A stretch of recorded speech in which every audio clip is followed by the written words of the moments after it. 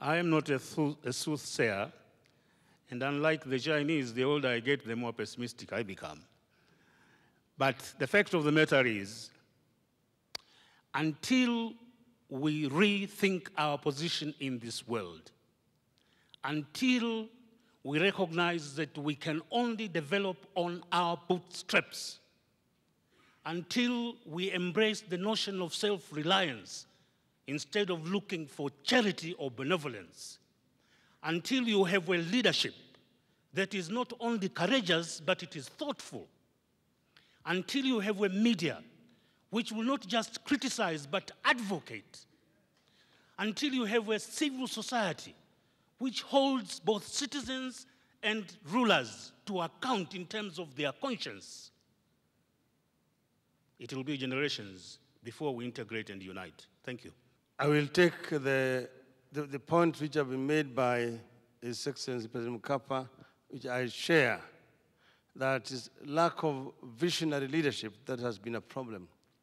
Because in the 60s, we say that we will attain the developed status by 2000. When 2000 approached, the goalpost was shifted to 2010. Then 2020, now 2030. But what had happened was that we were not able to come up with a clear vision as to where we wanted to go.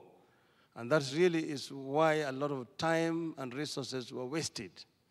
There was also bad governance, which tended therefore to divert valuable resources into private people's pockets.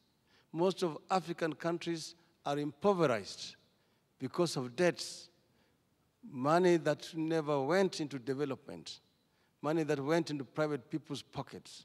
So yes, we now have learned the lessons. And that's the reason why we've come up with Vision 2030 and with a strategy of how to achieve it, which will mean that we are depending primarily on our own resources and on our own people to move this economy from a third world to a middle-income economy by the year 2030. That is exactly 20 years from now.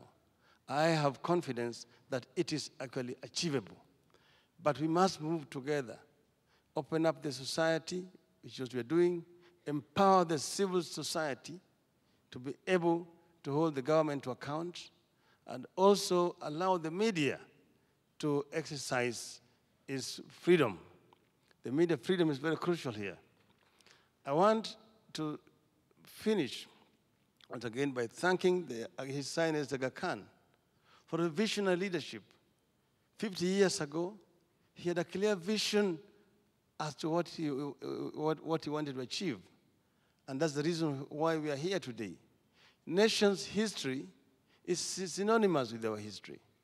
It came to the scene at the time, at the height of the struggle for independence of our country, and made a contribution in that struggle. It also made a contribution in what we call the second liberation of our country.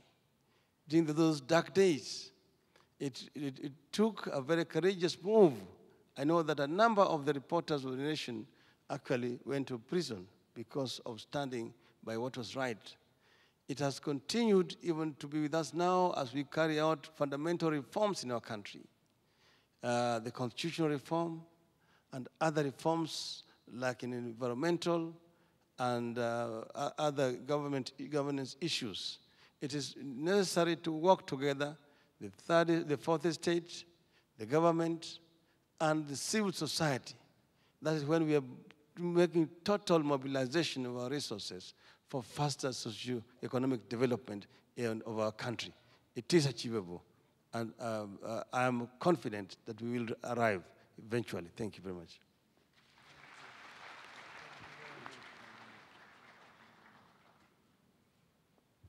Thank you. Let me be controversial a little bit and end there.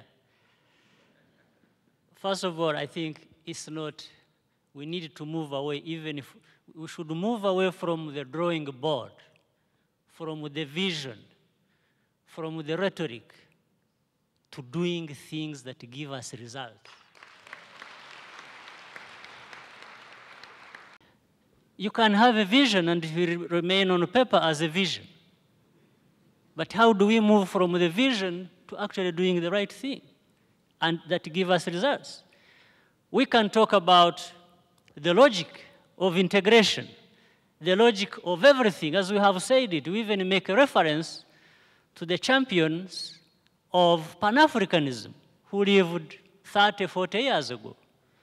So, but why do we keep referring to that and not doing it? So I think today we need to move to practical realities and start doing things to give us results. One, I'll give quick examples. We have had our own vision, Vision 2020, whereby we thought that by 2020, Rwanda should become a middle-income country, $1,000 per capita. We started from $190 per capita. We are now at $500 per capita. We have invested in education. We have invested in health. We have invested in agriculture. We have invested in infrastructure, in ICT, and so on, even with the limitations that our country has.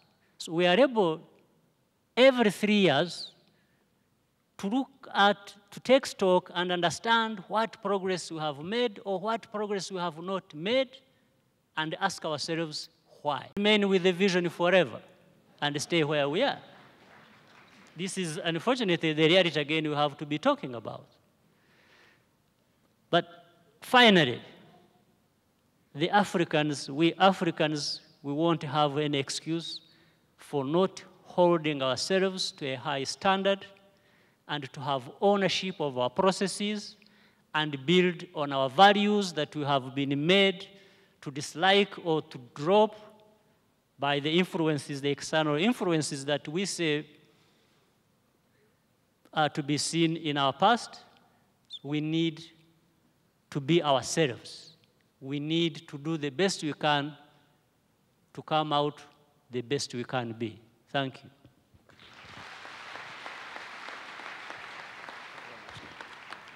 Distinguished guests, ladies and gentlemen, I'm sure you'll agree that we have started, but we haven't finished. A very warm thank you to our panel.